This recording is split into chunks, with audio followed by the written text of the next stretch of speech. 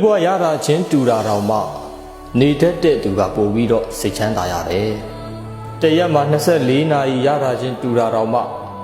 အသုံးချတတ်တဲ့သူကပို့ပြီးတော့အကျိုးရှိတယ်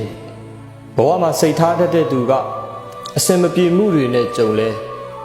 စိတ်ချမ်းသာအောင်ထားတတ်တယ်စိတ်ချမ်းသာအောင်နေတတ်တယ်တကယ်တော့လူတိုင်းမှာအတွေးကိုယ်စီအပူကိုယ်စီတွေနဲ့ပါဒါပေမဲ့အဲ့ဒီအတွေးတွေကိုထိန်းနိုင်တဲ့သူအပူတွေကိုအေးအောင်ငြိမ်းနိုင်တဲ့သူကအေးချမ်းမှုကိုပို့ပြီးတော့ရသွားတာပေါ့ဘာမဟုတ်တဲ့သူတွေအတွက်နဲ့စိတ်ညစ်မခံပါနဲ့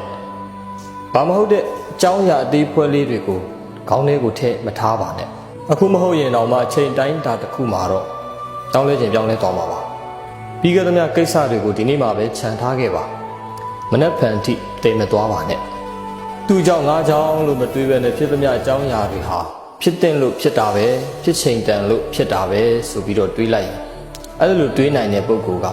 ပို့ပြီးတော့အေးချမ်းမှုကိုရရှိသွားကြတာပါပဲ